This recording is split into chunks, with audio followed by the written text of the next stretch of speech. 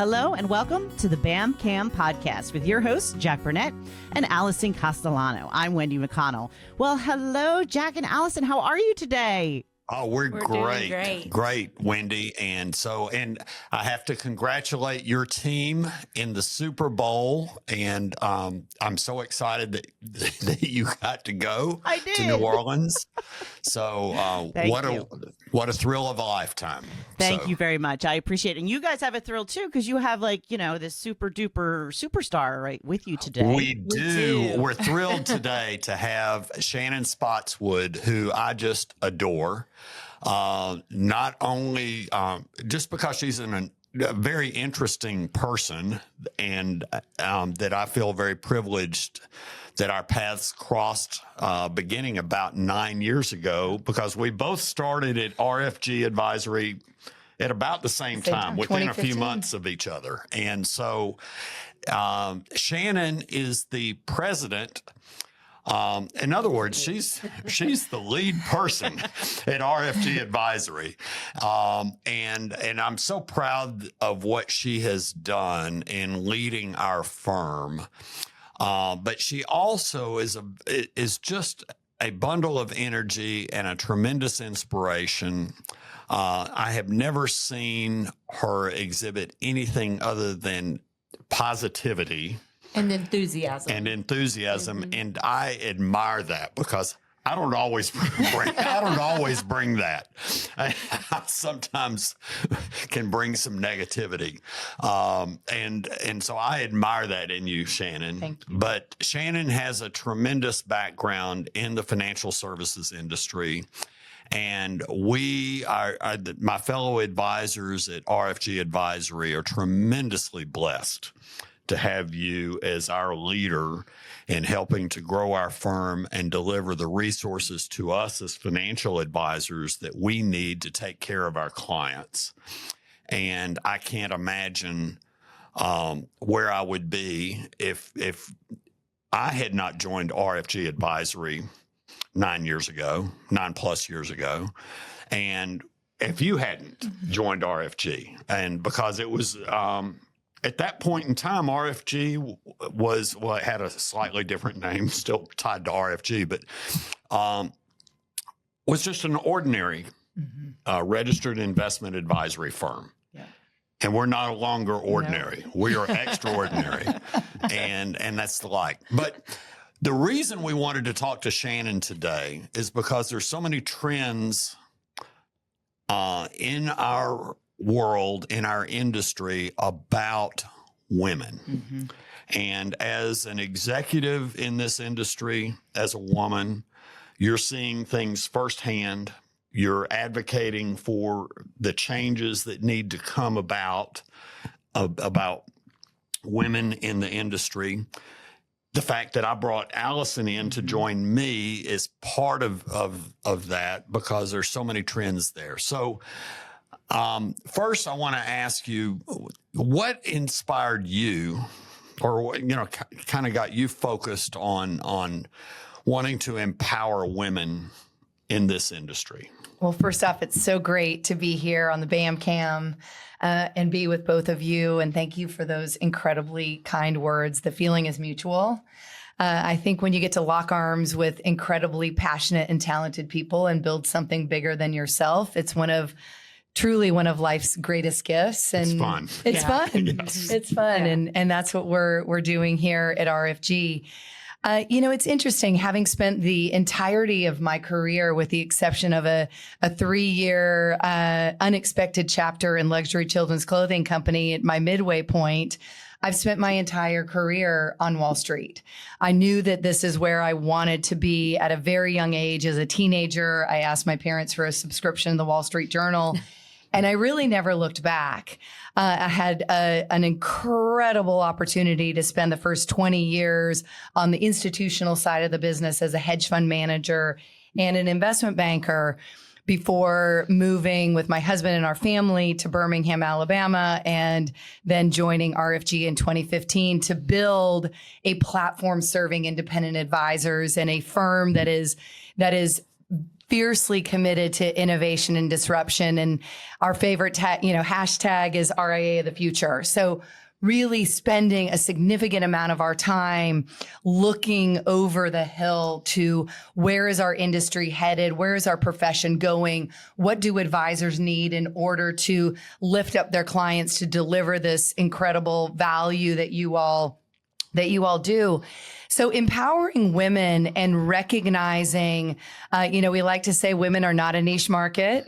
So empowering women in not only as clients of advisors, but just in general, holding out financial services and wealth management as a profession is part of my why.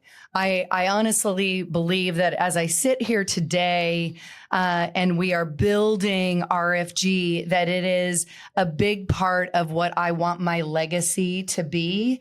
And as I look reflectively back on my career, I want to be able to say that I used my voice to lift up other women, to support other women, that I am walking on this path as a way to demonstrate, be the change you wish to see in the world.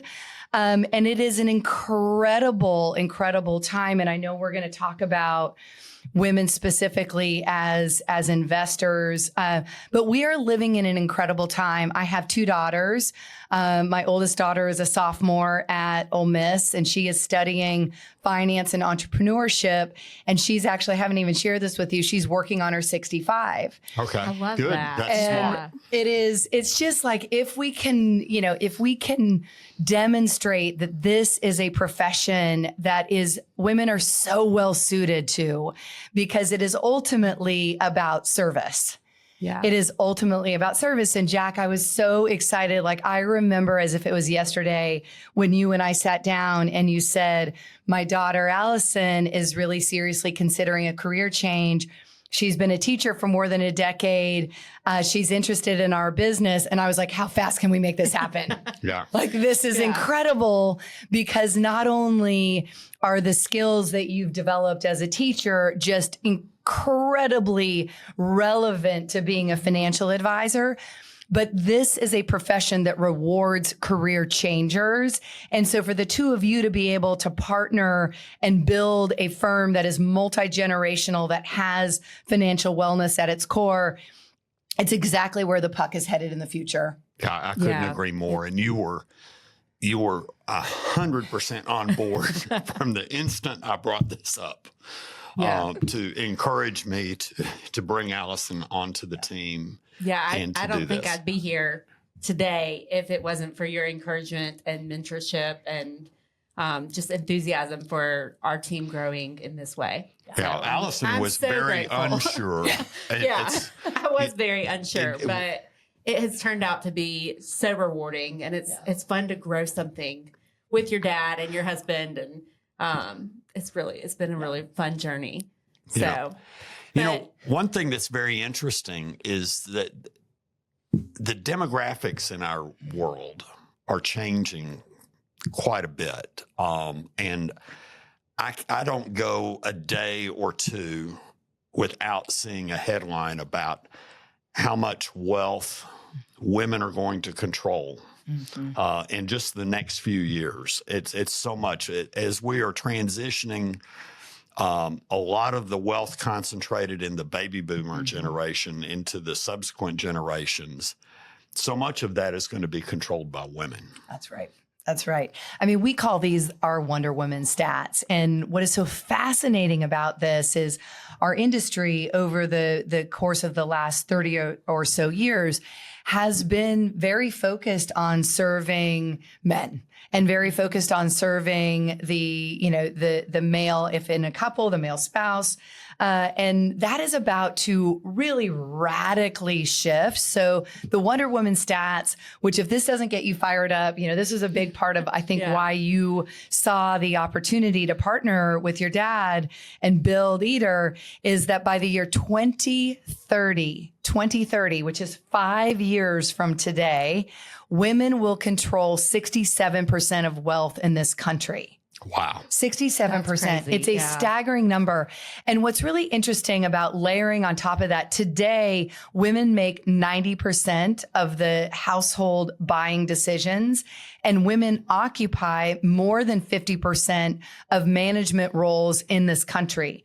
But there has never been a moment in history where women have been the predominant attribution of wealth. And it is a fact that women live longer. So this is the generational wealth transfer and that unfolding. And the first stop is women. And then we subsequently see wealth distributed into Gen X and Gen Z and the millennials. So it is this moment. And what is so fascinating is that women think and talk about money very differently. So an industry that has been defined by jargon, has been defined by intentionally or unintentionally excluding women from the table.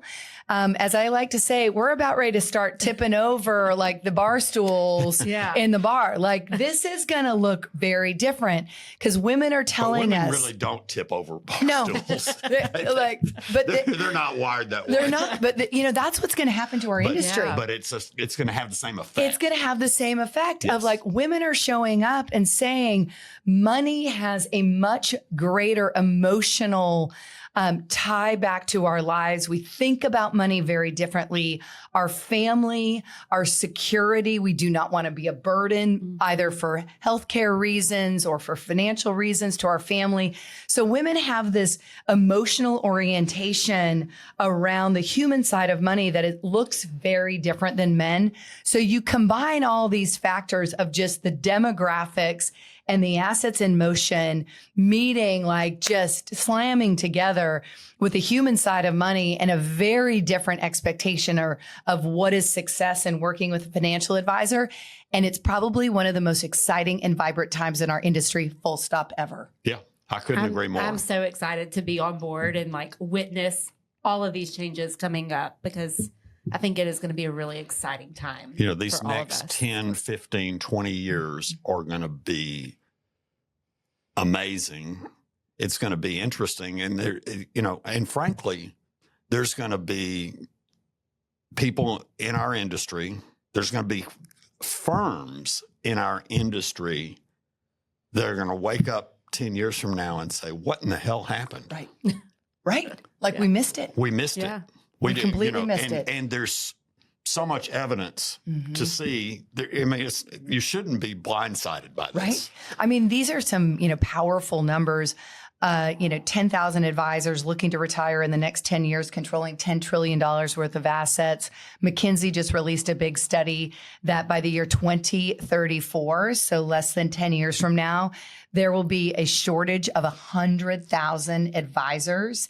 The next gen, this is really fascinating, especially as it relates to combining 90% of household buying decisions, women graduating college at a faster rate than men, women occupying management positions at a faster rate.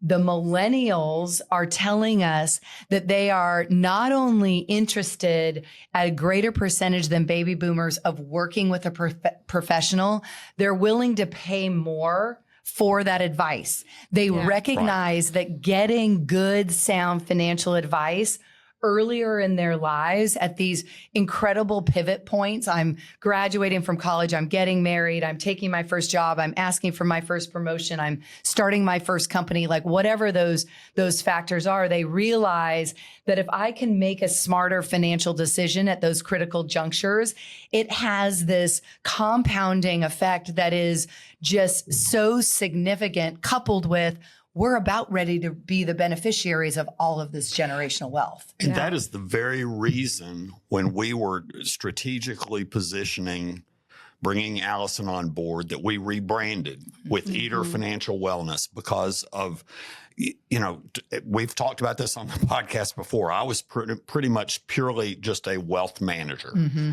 And we wanted to be able to position ourselves to do just that, to hold people's hands, to help them along that journey, to be engaged perhaps before you have significant wealth, Mm-hmm. and to be able to help you grow that. Do that. wealth And remember that you know. either is the financial word for pathway or journey. Mm-hmm. And so we want to help you along the way with that journey and that pathway, and hold your hands and help you to make good, sound decisions so that you're controlling your share of that wealth. That's right. Down the road.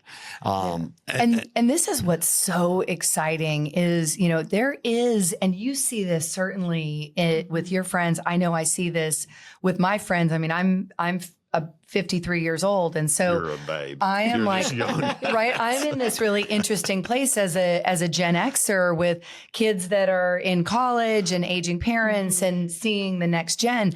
There is such a renaissance. Like, women are hungry. And what is so fascinating, they don't want to become DIYers. But they also don't want to feel like, I don't know the right questions to ask. I feel stupid. I feel intimidated. And this manifests in a really interesting way. The promotion gap for women is a result of the fact that men are willing to raise their hand for a job that they might not have had the experience for. Women feel like they can't raise their hand for that promotion until they have ready. the experience and they're ready. Yeah. And all of that is starting to become a part of this factor where women are having this renaissance and this awareness and this empowerment around, like, I'm going to be more intentional in building my career. I'm going to be more willing to put myself out there and ask for that raise, because if I get paid another $50,000, $100,000, $250,000 at X point in my career, as I look through my financial plan, that is a game-changing equation. So it is, I always want to share these Wonder Woman stats, because where women are feeling either insecure about their future, or should I have a seat at the table? Am I justified in raising my hand and speaking out? The answer is unequivocally yes. Like, come, bring your hunger. Right. Like, let us serve you. Yeah. Absolutely. Absolutely. Yeah. And it's this whole world is changing so fast. And you and I have talked about this many times when you mentioned how our industry is dominated by male participants. The average age of a financial advisor is over 60 in the United States. And 95% of them are male still? That's right. I mean, it's maybe 90. It's 14% of financial advisors are women, but less than 9% are on the independent side. So truly able to deliver the experience that you all are talking about. So those don't square up, right? We've got average age is 65 years old. We've got not enough women financial advisors answering this call and this opportunity, which is why it was so critical to pull you in. And this overwhelming avalanche of desire for financial advice. Yeah. Right. And I think it's such exciting so exciting to see that, and to be on the kind of the forefront of that, and to participate. And one of the things that RFG has done to promote servicing towards women in particular is to launch a whole new endeavor called Strong Her Money. Yep. And that's Strong Her, H-E-R, Money. Right. And tell us a little bit about that program, and we're so excited to be participating in that. It's incredible. And this is, I'm going to share a little bit about the genesis and of the idea. This harkens back when you and I first, met, and I joined RFG, and I saw this study, and this number continues to be consistent. Like, it has not bumped at all. Women in the event of death and divorce, more than 70% of them, when they are going through one of the most challenging times in their life, fire their financial advisor. And they fire their financial advisor because they have felt so excluded from the relationship and from the communication. And it was one of those moments where it just completely blew my mind. I was like, wait a minute. So when women need help the most, when they need the hand-holding the most, when they need the trusted guide on their journey the most, they feel so disconnected that they actually are willing to embark on seeking out a completely new relationship. A stranger. Yeah. A stranger. Yeah. And I literally couldn't believe it. And then I thought about, my experience of being really with my friends, the only woman who worked in finance, and how they would, over the years, I'm not a financial advisor, right? Especially back in my prior career as a hedge fund manager and investment banker. Like, I don't know what you should do about insurance, but they would bring these questions to me. And so it was just this aha moment of, oh my goodness, we need to do a much better job of equipping our advisors and giving them the tools and some resources to at least acknowledge the elephant in the room. Right. I see you. I hear you. We, very first thing we did was create a jargon-free zone glossary of, we love to stand behind our acronyms and our fancy words to, razzle dazzle. And that's just not what women are looking for. So Stronger Money, the tagline and the mission of Stronger Money is to empower women to live financially fearless through education. So everything we do is about creating educational support materials for advisors to be able to engage intentionally with their clients who are women, to be able to foster their relationships with female business owners, with executives, with, everyone in between. But and then it was supported by these Wonder Women stats. So we are absolutely thrilled. We just brought on Jillian Berry as our program director for Stronger Money. I will tell you, the outpouring of love and support from our industry and wanting to be a part of Stronger Money is overwhelming. So we're really excited that this is going to be evidence of walk the walk.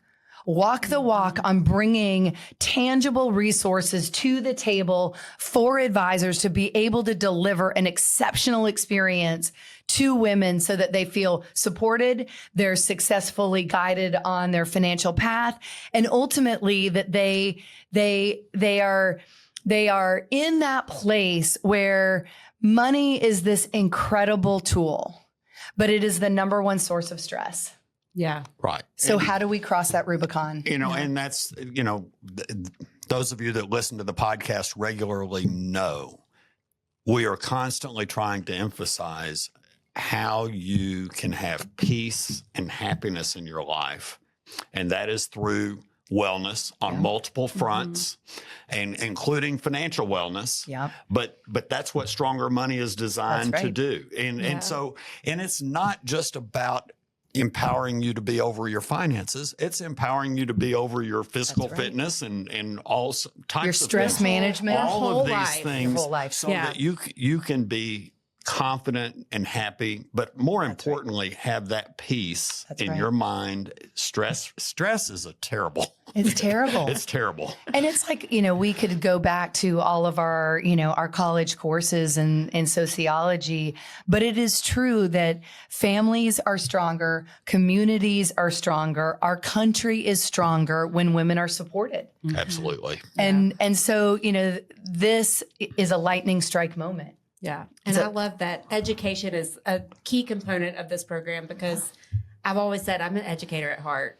I don't ever want to quit being an educator. And that's why this industry has just been it's a good mesh from teaching to being a financial advisor. I still get to do what I love to do. Our podcast episode that released this week, we had Brendan Fraser on. Oh, awesome. And Brendan is our chief behavioral officer.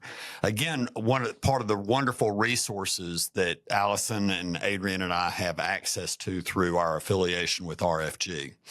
But we talked about procrastination and talked about, people sometimes don't know where to start. So for women, that, may feel overwhelmed or intimidated in this industry, what do you think the first step they should take to gain that confidence? It's there's so much shame around money. I think that's one of the most important things that we are doing with Stronger Money is trying to just destigmatize that. Sure. Because women will always we'll take on to our shoulders all of the blame for any misstep that our family has made financially, our children's, decisions that might not be in the best service of where they're hoping to get to. We'll just heap it on. Just come on. I'm going to take all that stress and all that shame onto my shoulders. And you're right. Women get paralyzed by it. Right. So I think that, number one best piece of advice is to partner with a financial advisor. And it's never too late. It's never, there's been, and you've been in these rooms when we've done these Stronger Money events, and they're multi-generational. You've got young women just graduating all the way to, women in their 70s and 80s who will kind of sheepishly raise their hand and admit and acknowledge, I haven't saved enough. Yeah. I haven't been willing to put myself first and made hard decisions and hard choices. That is too difficult a path to walk alone. Right. Yeah. It just is. It is. It just is. And so, and we don't judge. Yeah. Right. And I've talked about my wasted 20s for several episodes on this podcast. And, I'm glad that I'm where I'm at now. I'm glad that I have the knowledge that I have now, but I can't rewrite the past. That's right. I have to move forward from wherever I am. And so I think, my first piece of advice is seek help and listen. You need to have a guide along this pathway. Number two, and I really push my girls to do this, and I think that you start to build reps. It's so important. You guys talk all the time. I'm the biggest believer in building healthy habits, getting the reps in, get 1% better every day, commit to doing hard things. But women need to become more fearless about self-advocacy. And it's little things you are not going to be, most often, you are not going to be given a raise. You are not going to be given an opportunity to start a business. You're going to just have to take it. And I think that these little reps that you can start in, my daughter teaches Pilates. She's, gets paid, I don't know, $20 an hour, $23 an hour to teach her Pilates in college. And she was kind of bemoaning the fact that she still has to pay for her monthly membership to the gym where she teaches. And I said, well, you need to you've taught there now for a year. Go and ask the owner for if you could have as a benefit of teaching there a free monthly membership. She's going to say no. I said, it doesn't matter if she says no. You're getting a rep in of learning self-advocacy. Sure. Yeah. And sure enough, she went back and the woman said no. And I was like, great, you got a rep in. Now, next time, when you want to ask for a raise, what's the worst that's going to happen? They're going to say no. And if it is no, and it starts to open up other doors that unlock other opportunities and other financial opportunities for your family, then that was meant to be. Sure. Mm-hmm. And I just think women are so afraid to be told no. And it really is just a 2-letter word. Yeah. I love that advice. I wish someone had told me that advice when I was younger too, because so many times I was afraid to hear no. Right. Well, yeah. So many times you were not willing to hear advice. That's true too. Unfortunately, advice from parents doesn't always take. That's right. That's right. Yeah. I was guilty of that too. We all are. we absolutely all are. So, well, Shannon, we are delighted that you were able to join us today because I think this is a very important topic, and I think I'm envisioning looking. One of the landing pages on some of our technology that I look at on my computer every day is the top 10 households there. Yeah. And I'm just sitting here thinking how many of those are women. Right. And it is a very decent percentage. It's a high percentage. Some of my largest households are women, and so this is very important. I feel like I've always done fairly well in relating to women because I've always tried to make everything I've done in working with clients educational. That's right. I've always wanted to, to almost to a certain extent, dumb things down because I wanted people to understand why we were doing things a certain way and why I did things a certain way so that they understood how that benefited them.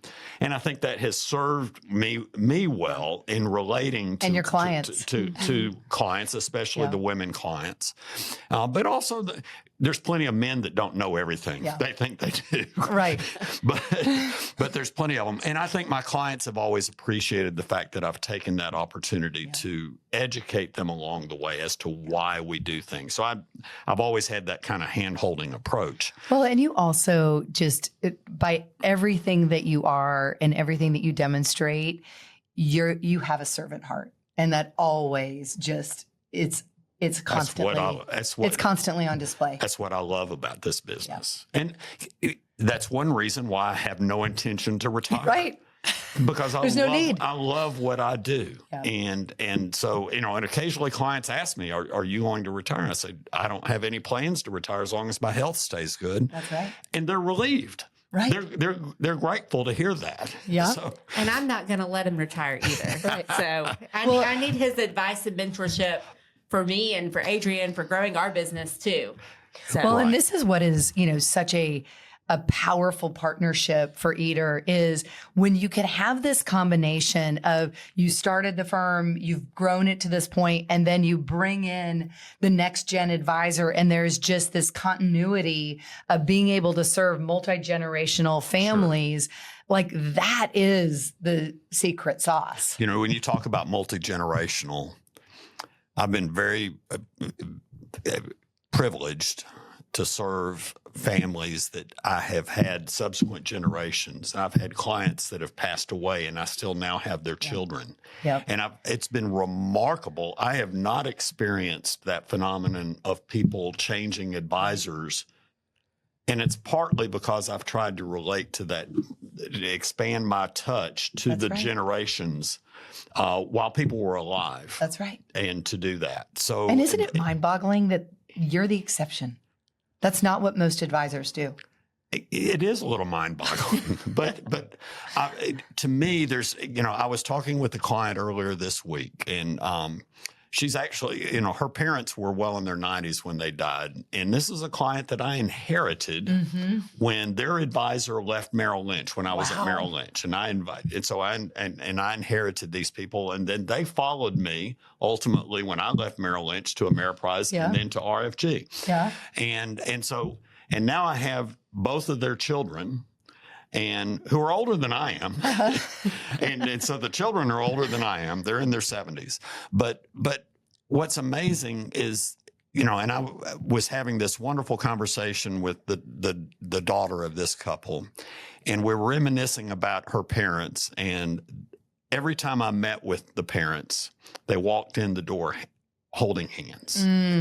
And that's what struck me about this couple. Yeah. Well into their 90s, they always walked into the office holding hands.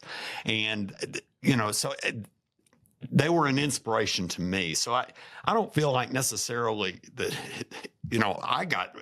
I got blessed by these relationships along the way. So why would I want to retire? Exactly. These types of things just inspire me every day. My clients inspire me. Yeah. And instead of the other way around, they may think that I inspire them. I hope they feel that way. But we know they feel that way. Nevertheless, I got off on a little bit of a tangent. Shannon, you are on LinkedIn. You're all over social media and that sort of thing. I would encourage people to follow you. You're a breath of fresh air on all kinds of great, interesting, innovative ideas. So find Shannon Spotswood on LinkedIn. Is there any other better place for them to find you? That's the best place. Okay. Well, you're on LinkedIn I'm on almost LinkedIn. every day, and with fabulous thoughts and insight. So I would encourage you to do that. And of course, you can find us at info@Eater FW, as in Eater Financial Wellness, or reach out to Allison directly at Allison@Eater FW, or me directly at Jack@Eater FW. Thank you so much for having me. Well, this was such a thank you treat. for joining We're us. so This thrilled was you fun. could join us. Well, and thank you, all of you. And Jack, you old softy, you made me a little choked up there talking about that old couple. So thank you for listening today. Please like, follow, and share this podcast with your friends. Until next time, I'm Wendy McConnell. Thank you for listening to the BAMCAM podcast with Jack Burnette and Alison Castellano from Eater Financial Wellness, a financial advisory practice at RFG Advisory. To get in touch with us, visit today's show notes or go to our website at www.eaterfinancialwellness.com. That's ITER financialwellness.com. And please click the follow button to be notified when new episodes become available. Content here is for illustrative purposes and general information only. It is not legal, tax, or individualized financial advice, nor is it a recommendation to buy, sell, or hold any specific security or engage in any specific trading strategy. Information here may be provided in part by third-party sources. These sources are generally deemed to be reliable. However, neither our guests nor RFG Advisory guarantee the accuracy of third-party sources. The views expressed here are those of our guest. They do not necessarily represent those of RFG Advisory, its employees, or its clients. This commentary should not be regarded as a description of advisory services provided by RFG Advisory or performance returns of any client. The views reflected in the commentary are subject to change at any time without notice. Securities offered by registered representatives of Private Client Services, member FINRA SIPC. Advisory services offered by investment advisory representatives of RFG Advisory, LLC, RFG Advisory or RFG, a registered investment advisor. Private Client Services and RFG Advisory are unaffiliated entities. Advisory services are only offered to clients or prospective clients where RFG Advisory and its representatives are properly licensed or exempt from licensure. No advisory services may be rendered by RFG Advisory unless a client agreement is in place. RFG Advisory is an SEC-registered investment advisor. SEC registration does not constitute an endorsement of RFG by the Commission, nor does it indicate that RFG or any associated investment advisory representative has attained a particular level of skill or ability.